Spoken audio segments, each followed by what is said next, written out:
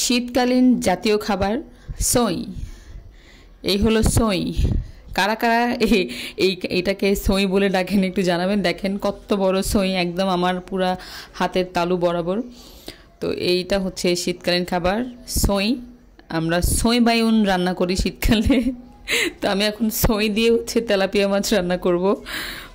তো প্রথমে চুলায় হচ্ছে আমি প্যান বসিয়ে দিয়েছি, এর মধ্যে তেল দিয়ে দিয়েছি। তেলের মধ্যে মাছগুলোকে একটু হালকা ভেজে নেব। তো যেহেতু সই দিয়ে রান্না করব তার জন্য একটু যেন ভেঙে না যায়, এই জন্য একটু ভেজে নিচ্ছি। তো ভালো করে এগুলোকে ভেজে নেওয়ার পরে এরপর এগুলো একটা একটা করে হচ্ছে উঠিয়ে নেব, একটা প্লেটে উঠিয়ে নিচ্ছি। শীতকালীন হচ্ছে আমাদের সবচেয়ে ফেভারিট এবং খুব জাতীয় একটা খাবার হচ্ছে সই বাইউন রান্না করা। তো আমাদের এখানে শিমকে সই বলা হয়।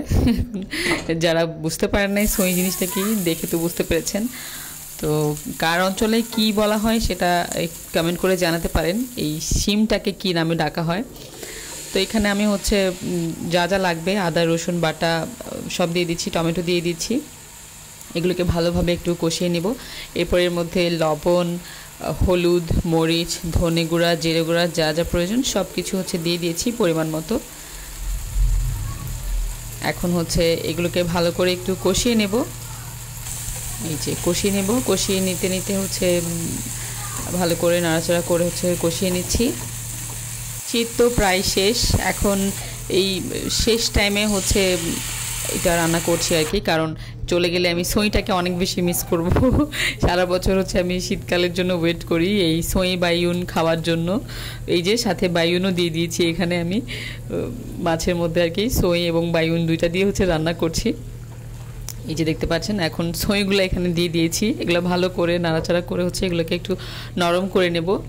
তো সারা বছর এই খাবারটাকে অনেক বেশি মিস করি, এই সইটাকে আমি খুব বেশি মিস করি, আমার কাছে অনেক বেশি মজা লাগে।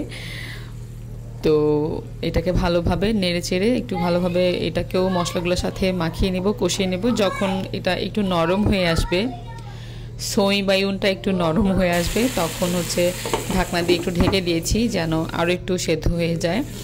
তো এই যে দেখতে পাচ্ছেন কিছুটা নরম হয়ে এসে মশলাগুলো একদম গায়ে গায়ে মেখে গেছে। এই যে নেড়ে চেড়ে হচ্ছে দেখছি নরম হয়েছে কিনা। দেখতে পাচ্ছেন বাইউনটাও সিদ্ধ হয়ে গেছে মোটামুটি। তো এখন এটার উপরে হচ্ছে আমি মাছগুলো দিয়ে দিচ্ছি। তো এই যে তেলাপিয়া মাছগুলো দিয়ে দিয়েছি, সাবধানে দিয়েছি যেন ভেঙে না যায়।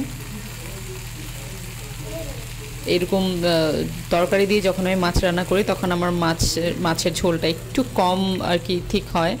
এরকম তরকারি দিয়ে রান্না করলেও একটু পাতলা ঝোলই রাখার চেষ্টা করি, কারণ আমার বাসায় যেহেতু ঝোল সবাই খায়, আর সই বাইউনের ঝোল তো আর কোনো কথাই নাই, এটা তো খাবেই, যার কারণে একটু ঝোল ঝোল করে রাখার চেষ্টা করছি।